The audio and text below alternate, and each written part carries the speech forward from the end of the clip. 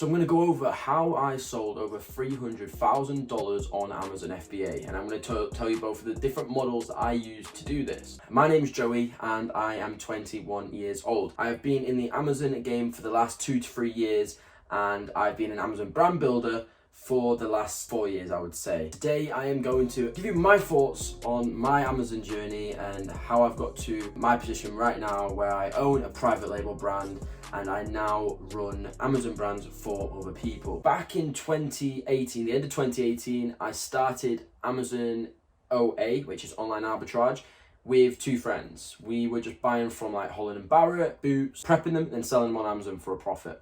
And we were doing this for a few months, and then eventually it came to the point where the trio, 2 of us were doing more work than the other, and then by Christmas, January sort of time, we decided to split up and do our own thing. I prefer to work alone and get a lot more done. I'm not relying on someone. I feel like that's what the issue was and that was holding us all back. So I go on, carry on doing my OA. I think I make like a couple of £1,000.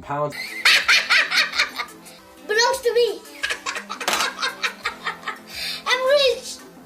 I'm rich. At this point, we've literally put in maybe a few £100, so the money is being made.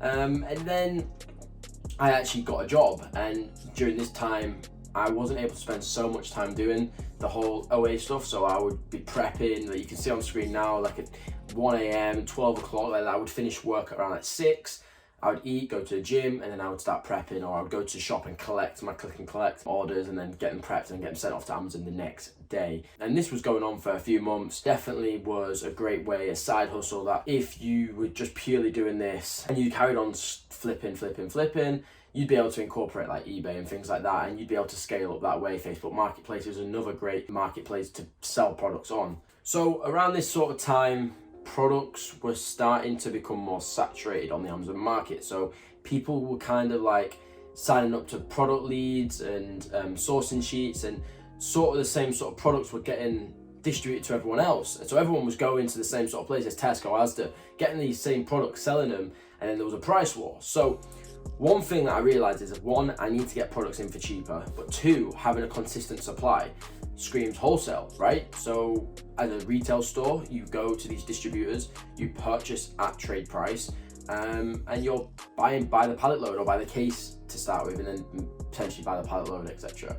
And that was one way that you could essentially outbeat everyone else. And this slowly came into place. I started placing wholesale orders, and eventually, slowly but surely, we were doing 10 to 20k a month. So around this sort of time, everyone was kind of doing the same sort of thing. People selling the same sort of stuff. So you could actually go and check other people's stores, which what would happen is people would then see, okay, look, Joey, for instance, is selling Colgate toothpaste, 3-pack, for instance. So then someone else would go and then try and source that. And that is a method how to actually source. So if you actually want to know more ways to source, comment down below. But one of the best ways that you can actually source products when selling on Amazon FBA and you're doing the wholesale, the retail sort of arbitrage, is by going on to other people's stores, checking their products, and then reverse searching them onto like the likes of Asda, Tesco's and things like that. And if you can't get them there for the price that you need to get them at, then go and look at distributors. So you would then search for Colgate Distributors UK, and then that would be a way for you to then start selling that product. And if it's a top selling product, well, there you go, you've just brought in maybe a £5,000 revenue just from doing that one product. And how many products can you do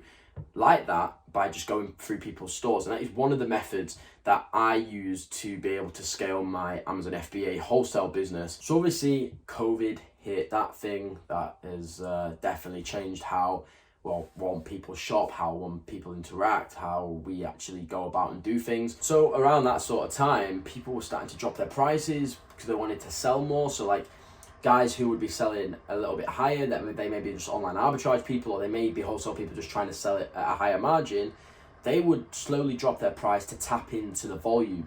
What that would mean is the price would drop, everyone else is dropping their price because everyone's going like, oh my god, like I'm not getting any sales. And then slowly but surely the price would come down, and the stock selling fast, you're making less margin on that stock, and to get that replenished stock back in, it's taking way longer than usual. Cash flow isn't great here, and that was one of the things that really hurt the wholesale business, was the cash flow. So when you go out of stock, you're constantly focused on, oh, I'm going to be missing out on 10 grand this month or 20 grand this month. And that's addictive. And that's when it becomes like, okay, now how do I get more cash in, or how finance options, or things like how can I create terms with a distributor or build relationships with the brand directly to allow me to be able to stay in stock the whole time. And these are different ways that I can actually help you guys by doing that. So if you do want these sort of tips, make sure you do follow my Instagram. It's on screen right now. And I am going to open up the Discord again. So if you do want any more tips, make sure you do click the button in the description for the Discord. So I hope you enjoyed that video, and yeah, if you do have any questions, make sure you do drop me a DM on Instagram, drop them in the comment section below, and yeah, I'll see you guys in the next one. Peace.